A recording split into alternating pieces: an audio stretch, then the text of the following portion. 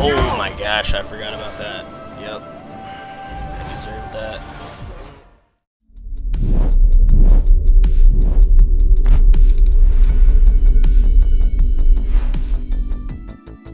Man, this year has been insane with the Soulslikes. Lords of the Fallen is a brand new, epic dark fantasy RPG developed by Hexworks that currently retails on PC, Xbox, and PlayStation for $60. The download's only around 40 gigabytes too, which is honestly pretty nice. It feels like everything's around 80 plus gigs nowadays. This game's actually a newer rendition of an older 2014 title by the same name.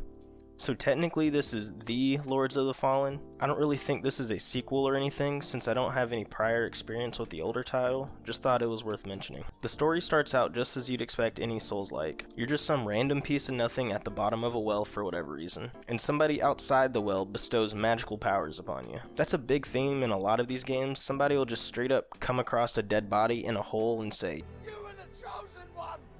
In the game, there's a demonic being called Adir who is trying to take over the world, and it's your job to stop it. There's 5 beacons spread across the map that you have to cleanse along the way. At first, I thought these acted as major checkpoints for the story, each with a hefty boss battle to back it up. But really, I went through a majority of the game thinking I was straight up just passing them, because the beacons are all like stacked up in the later game, besides one. The game doesn't necessarily spell out the story for you, but there are cutscenes that do a good job of giving you the rough outline of what's going on. If you're curious about this game, then you probably already know what a Souls-like game is, so I'm not going to delve too deep into that. You start level 1 and pick a style of play through their various classes available, and in these games, it's really hard to get anywhere trying to max all your skills across the board. It's way more efficient to focus on a specific style of combat so you can focus on a smaller, more manageable set of skills to upgrade. You don't have to know what you want to do right away though. In total, there's 9 different classes to start from, so you get a full idea of the playstyles available and what sounds best for you. Whether you want to be a magic focused battle mage, or a lightning fast agility short swordsman. Personally, I'm a big fan of the strength builds, and that's what I went for in this. I typically try to find the craziest great swords and heaviest armor I can, then just go all out into strength, endurance, and vitality. Now this game's got all the classic bells and whistles of a good Souls-like, aside from just the art design. There's really only like 2 or 3 things this game tries to do on its own. Everything else is just a direct pull from previous games or inspired by it. The main difference this game introduces is the Umbral Lamp and Umbral Dimension.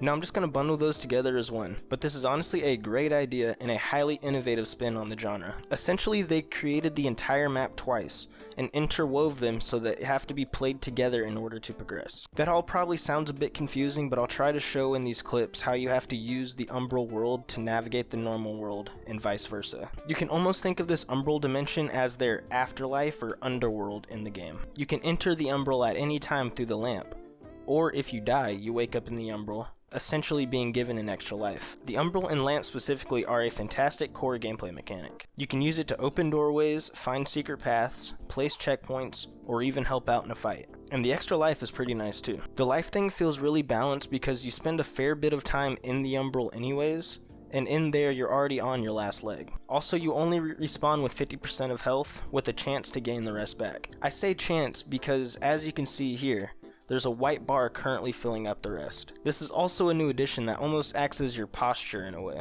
Anytime you block, parry, or revive in Umbral, a portion of the health is converted to white, which means you have the potential to earn it back if you successfully land a hit before you're hit again. This is honestly pretty neat and definitely serves a purpose, but don't get me wrong.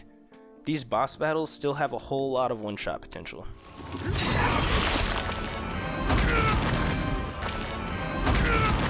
Next, I want to talk a little bit about the multiplayer, since this about blew my damn socks off while watching the gameplay reveal. They've added in an invasion system, similar to Dark Souls, where you can join someone else's world and try to kill them, which was always a fun little addition in From Software titles. So I'm glad to see that they were able to integrate it here. They've also added a co-op mode, which was the real kicker for me. I haven't gotten a chance to try out the co-op mode for myself yet, so I can't speak on how good it's running right now on release. I don't know why I got all excited like I'd even have somebody to play this with, but the feature alone is just awesome for a game like this. I'm personally a big fan of co-op campaigns, and I always thought these kind of games could be a great and fun experience with friends. Overall, those are the biggest ways this game tries to make itself stand out.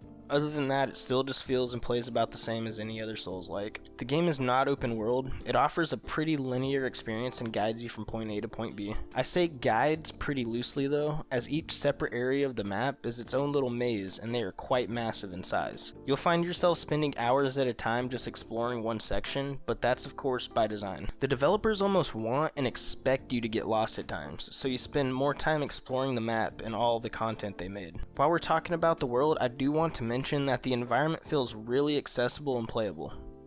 There's not a whole lot of stuff holding you back from moving around besides the perimeter of the level. Most blocked pathways have some sort of other way around, and the jumping allows for small parkour kind of jumps that have the same stakes as fighting an enemy. First, I want to start with the spawn system. Now, each major part of the map has its own specific spawn hub, but they introduced this new way of creating your own spawns with umbral seeds. There's these flower beds spread around the map that you're able to plant the dead baby in, and create a spawn point in between the main hubs. That all sounds simple enough, but let me tell you my problems with it. First of all, these things can be bought, but they're a bit pricey at 3,500 vigor, and it feels like they drop very sparingly from bosses. It never feels like I even have any, which I guess is my own fault, but I don't want to grind vigor or XP just to waste it on spawn points. And whenever you place these down, that's it, you lose the seed. But you can't travel back to past seeds? You can only have one seed spawn up at a time in the menu. So I've placed like 20 of these around the map, but can only fast travel to one of them. And you're wanting me to buy more? Hey man, what's going on here? I mean, don't get me wrong, they are useful when you do have it, because the normal spawns are spaced out pretty far apart. But all the spots are just weird in my opinion. I mean, most of the boss rooms don't even have a spawn right outside. They all have some sort of hike you have to make unless you're planting your seed right outside the room. Next, the target lock for this game feels absolutely terrible for some reason. This game loves sending 3 to 5 enemies at you at a time, and trying to lock onto one person specifically feels like it's just making my screen hit the spin cycle. It just starts going all over the place. Speaking of which, the Hush Saint boss battle literally made me want to stick my head in hot grease. I swear I spent 90% of that battle just fighting against my right joystick trying to get the target lock to stick. That shit took me like 3 hours. Next, I wanted to talk a little bit about the maps. They tried to put their own creative twist on it, which they do look good, no doubt, but it's actually not a map at all. They're really just pictures of the area. I remember early on when I first started playing, I picked up one of these and I was honestly confused. I figured we'd just get another piece that actually shows what's going on. That wasn't the case. I honestly don't even use the map at all because it would be zero help. I just pick them up and go on my way. Lastly, the remembrances you get from bosses, I don't think you're able to sell them for vigor like you can in other games. This isn't that big of a deal or anything, it just would have been nice to have another large source of XP, especially if you don't even want to redeem any of the equipment. Alright, switching on over to the visuals, this game takes a heavy influence from the horror fantasy of previous From Software titles. It's also worth noting that they had to completely design this entire map twice, once for the real world and another time for the umbral dimension.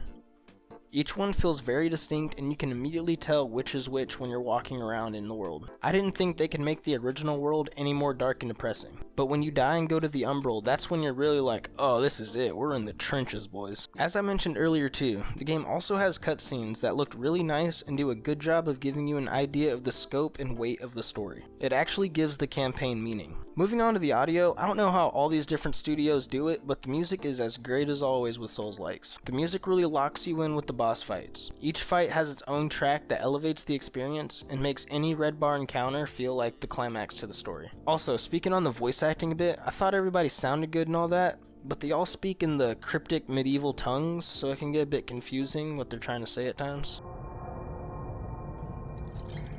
Great potential dwells within you, doubtless, for you to be chosen thusly. And so does Aureus' wisdom guide my hand in the bestowment of this subsequent boon. Moving on to bugs and issues, I just want to start out by saying I'm reviewing this on PC and I currently have a Ryzen 7 5800X with an RTX 3060 Ti. Initially on Steam, I saw a lot of people having trouble on release day with a bunch of crashes and the game basically being unplayable. I was a bit nervous when I started the download, but everything actually worked not too bad for me day one, even without updating my drivers. It still wasn't a silky smooth experience. The menus, load screens, and cutscenes all ran really choppy and still do a bit. But since release, Hexworks has already posted 2 different updates for it, and the experience has already started to improve. I can't speak for the console experience, but console usually has an easier time running on day one anyways. As far as performance, I didn't have any sort of issues. The game seems to run pretty good. It just drops frames a little bit when stuff starts going crazy in the boss fights. Personally, it wouldn't be in my top 5 list or anything, but the game has enough of its own identity. I could see some people really enjoying it, to the point where they might even make it their favorite Souls game, who knows. If I had to wrap this all up into a rating 1 to 10, I think I'm going to hit it with an 8. All in all, Lords of the Fallen was a really solid, challenging, and enjoyable playing experience. If you're a fan of the Souls-like genre, then this game is right up your alley, and you'll have a great time exploring its world. So that's going to about do it for the review here today. Sorry I haven't really uploaded this past week. Your boy's honestly been pretty sick. You can probably hear it here in this video. But I really wanted to get this review out, and I should have another Lords of the Fallen related video coming later this week too, so be on the lookout for that. If you've also been playing Lords of the Fallen, comment down below and let me know what your experience with the game has been so far. Also, if you enjoyed the video, please make sure to drop a like and subscribe for more content like this. This has been Lunar, and welcome to Bound.